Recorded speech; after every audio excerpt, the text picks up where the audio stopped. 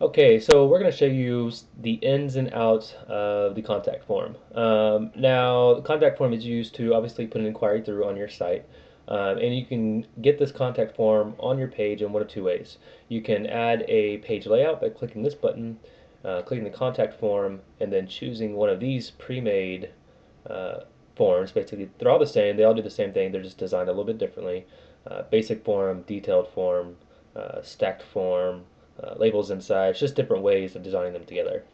The only thing this form is you can add a piece of text, shrink it to the size, give it a background, change it to white,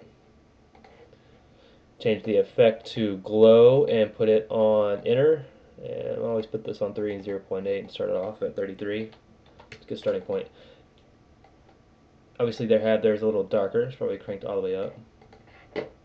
And there's your form. I mean, it's nothing more than a text box. Now, to make this thing a form, you click on the advanced and you click on this form properties. And here's all your controls to basically control this. So what we have here, we already have them all set up. We have the name, we have the star in there to let the visitors know that this is indeed a required field. So in the advanced text properties, we just type that name in there. Same thing goes for email and any other form properties that you want. So click on one. We'll go through the form properties here. Enable input. This basically allows the text field to allow your visitors to type into it. Plain and simple. Required makes it required before it will submit the form. In subject is what you want in the subject of your email once you get it in. So if you get something in and you have a subject, it will show up in the subject line there. And that's one way also to differentiate those emails when they come into Gmail. If you're controlling them all through Gmail, you probably noticed that it threads them basically all together into one. So if you specify an in subject line like we have here, we have specified in subject, then it's not going to thread those or nest those emails together into one conversation. Email, and here we have the reply to box checked. And what this is going to do is, in Gmail, of course, you get the inquiry in, and you normally would have to copy the email and paste it in the email because when you press reply, it automatically sticks the no reply at showitfast.com up at the top. So to fix that, have your email box there, and then just have that reply to box checked. Interested in, of course, we have that in the subject. How did you hear about us is, of course, an optional field in comments or questions. Now, what you can also do is set these up. The tab index is 1. This is the order it's going to appear when it comes in your inbox. So that's 1, that's 2, that's 3, and we'll actually change this to 4 because we just changed this up. And we'll change this to 5. So this is the order of appearance in your inbox.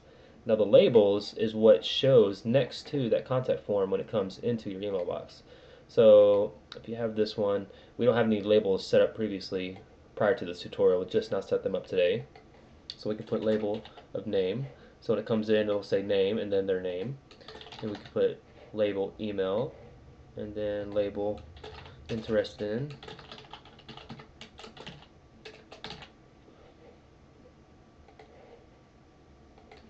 Make this easy. This is only going to show up in our email inbox, so you can make it whatever you want to make it easy to remember. Comments. And so that's that. So now in order to make the form actually go through, you're going to need to hit the submit form, and you're going to go to submit form.